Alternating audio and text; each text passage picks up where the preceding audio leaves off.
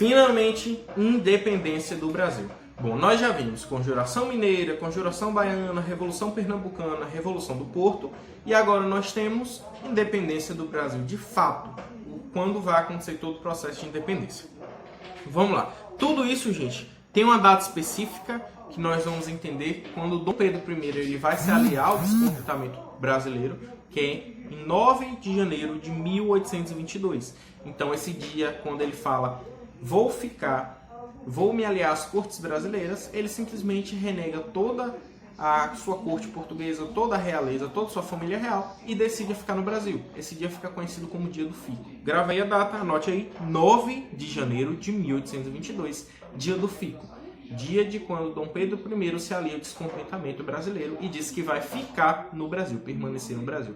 Lembrando, não é porque Dom Pedro I era bom, ele foi obrigado. Se ele falasse que ia embora, ele ia matar ele. Ok. Ele dizer que vai ficar não muda muita coisa. Ele precisaria de apoio político. Então, uma das primeiras coisas que ele faz quando diz que vai ficar no Brasil é ir em São Paulo buscar apoio político. Nesse meio período, o que vai acontecer? Portugal envia uma carta que vai chegar nas mãos de Maria Leopoldina e José Bonifácio, dizendo que poderia recolonizar o Brasil. Então, era uma ameaça. Se Dom Pedro I, Maria Leopoldina não voltassem para Portugal, o Brasil corria sérios riscos de serem recolonizados, ou seja, uma guerra de retomada ao poder. Bom, imediatamente Maria Leopoldina vai escrever uma carta. Essa é a parte bonitinha da história, tá, gente? Não é algo que a gente foque muito nos fatos, mas se especula que ela escreveu uma carta que manda no mensageiro, e essa carta chega quando Dom Pedro I está às margens do rio Ipiranga, e quando ele lê essa carta em que ela dizia que estava o apoiando na independência do Brasil e no desvínculo total com Portugal, ele vai bradar a sua famosa célebre frase independência ou morte. E naquele momento, no dia 7 de setembro de 1822, fica conhecido como um momento simbólico da independência do Brasil. Por quê? Não é porque Dom Pedro I disse que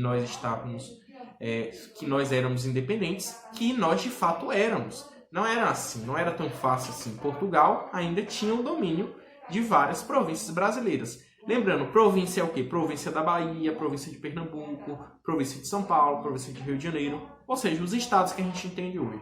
Então, cadê? Deixa eu ver aqui onde eu parei. Ok. É importante entender isso, ainda não era independente. No dia 12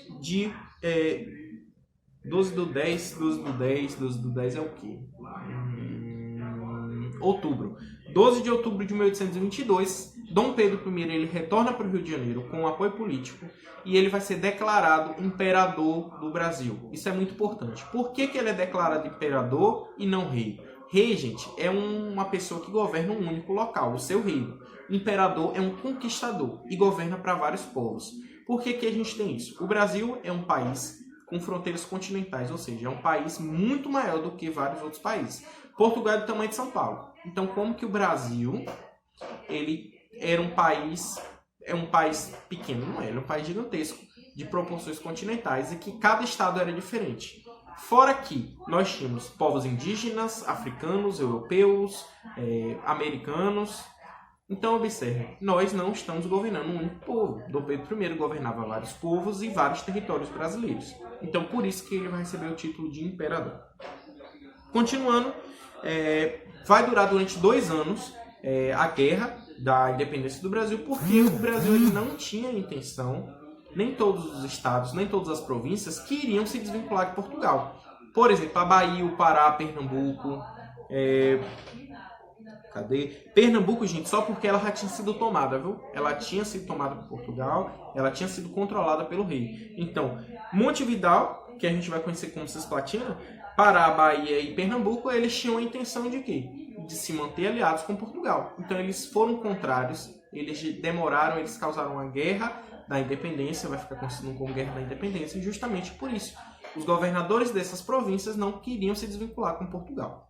Então, apenas no dia 29 de agosto de 1825, que de fato o Brasil ele se torna independente, com um tratado assinado, conhecido como Tratado Amizade e Aliança, em que Portugal, Brasil e Inglaterra vão negociar a independência do Brasil. Por que a Inglaterra está envolvida nisso? porque é ela que empresta o dinheiro para o Brasil comprar a sua independência com Portugal. Então, quando o Dom Pedro I ele consegue conquistar todas as províncias, ou seja, Bahia, Pará, Pernambuco, todos esses agora estão controlados, Portugal fica sem saída, ela não tem mais apoio dentro do Brasil. Então, a partir daí, a Inglaterra empresta 2 milhões de libras esterlinas para o Brasil, dá indenizar Portugal a sua independência. Foi um valor grandioso em que o Brasil simplesmente se desvinculou de Portugal, porém se vinculou à Inglaterra, ficou presa agora à Inglaterra. Esse foi o processo de fato de independência do Brasil e a partir de 29/8/1825 que o Brasil de fato ficou independente.